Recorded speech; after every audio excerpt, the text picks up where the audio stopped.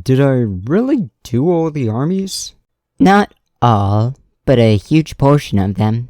There's some codices you've not done yet. Weird. I could find pirated codices, but the codices are immediately worthless because they update the rules sometimes before the books even release. What should I talk about this time? How about another best of the worst? Actually, that's a pretty good idea. Let's see, I have done Night Lords, Death Guard, Emperor's Children, Thousand Suns, Iron Warriors, and I think that's it? Hold on, let me check. Word bearers, you forgot the anchorite. Oh, right, yeah, okay, so who's left? Black Legion and their multiple names, and actually, yeah. Today we're going to talk about the best of the worst World Eaters. Now, who can tell me about the World Eaters? What, yeah? What? Yeah, I've worked with the Gene Seed before, and I'm certain some of our current Black Shields are former World Eaters, but I'm under honor not to know. Genetically, they're an emotional bunch. They tend to feel hard and be controlled by emotions. It gets even worse though if they follow their traditions of the butcher's nails, which reward rage and murder and causes pain when at peace and calm. Yeah, Angron was originally designed to be a healing Primarch, taking the pain away from others and feeling it himself.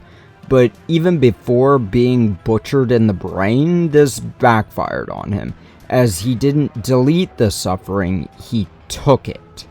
This led him to resenting people on the world he was on when his gestation pod went into the void.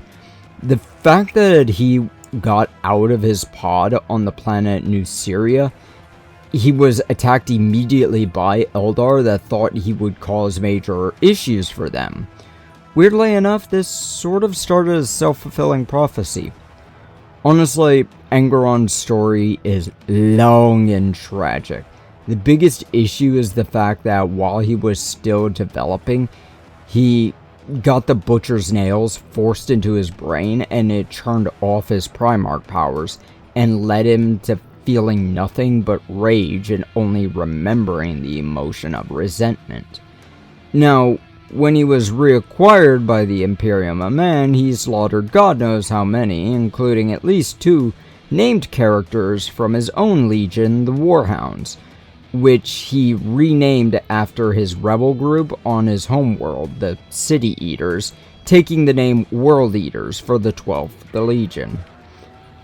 After some time dealing with Angron killing with no stop and no reward, the World Eaters started wondering if there was a way they could do something to actually connect with their Primarch.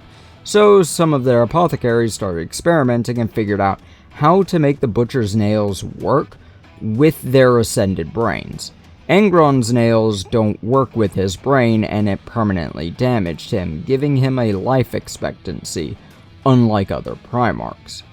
Well, the World Eaters are able to remove their nails, and very often do, some not even taking them at all.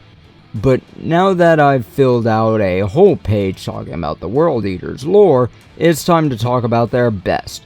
And this could be a long list, because the World Eaters had the most loyalists of any traitor legion, because a lot of their members straight up hated their Primarch.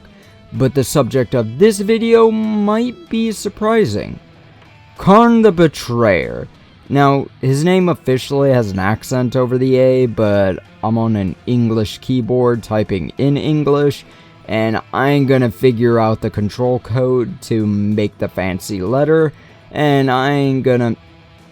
Actually, you know what? Google, how do I pronounce this name? Khârn.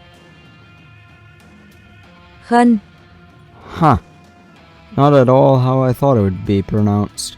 Neat! But this guy's still loyal to the World Eaters, so what makes him the best of the worst?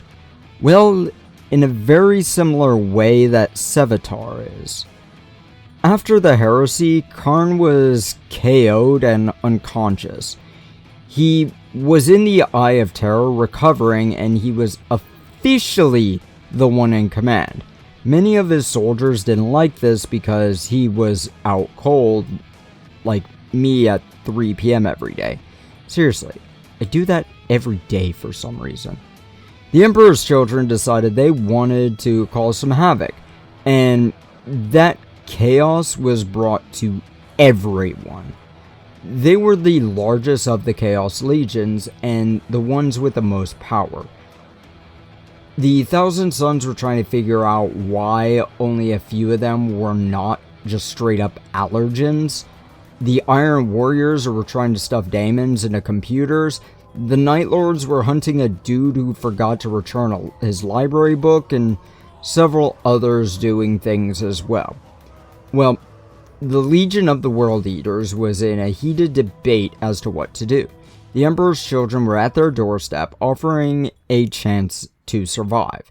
Some of the higher ranks were willing to accept it, knowing that survival was really the only option.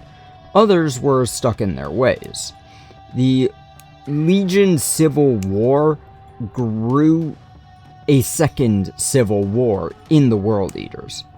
Khârn woke up and got pissed. He picked up a flamer, picked up a chain axe, pet his favorite apothecary on the head, and went into a berserker rage. The Emperor's children tried fighting back, but this one guy could, and in this case did, take out an army. Some World Eaters who wanted to turn against Khârn's legion also tried killing their warlord, and in the war, he took a shot to an unarmored part of his chest, and he reacted by, oh, you know, that thing you just do in such a situation, by leaping across an entire battlefield to the guy who shot him, and Adam smashered the guy with his own butt cheeks. Khârn the Betrayer took the title at this point. Some viewed him as nothing but, as he had a habit of attacking his own soldiers if he went too long without killing anyone. In fact, his table rules also reflect this. Sure, you usually want a character unit to have a unit with him, but this is one that has a chance of just slaughtering his own squad. The Betrayer is definitely in thematics, but its difficult ability to justify. It makes it so if you fail a charge, you need to make a leadership test, which is 6+. If failed, one of the models he is attached to is destroyed. The legendary killer ability makes this one sort of worth risking, though, as it allows him to reroll hit and wound rolls of 1. Now, is Khârn a good guy? God, no. Is he the best of the World Eaters? Still, God, no. But is he a great character? Oh, hell yeah. He loves his brothers in the World Eaters. He wants them to be honor-bound soldiers. He loves his Primarch, his father, Angron, and wants to do him proud. Khârn is a son that wants to make a fucked up father proud. And because of that, I consider Khârn the Betrayer to be the best of the worst of the World Eaters Legion. Now, this video is going to be rather short, I know that. I've got some stuff to do though, mostly some promotional work for the tune-in RPG that Conqueror Creations is working on. Keep an eye out for that in the future, and maybe in the near future, we'll take a look at the last Legion I've yet to talk about. The Black Legion, the Lunar Wolves, the Sons of Horus, and I think that's the names they go by. I can't shake this feeling I'm missing one though. Like someone green with secrets and lies a lot. Who could they possibly be? Bah, whatever. Shove off.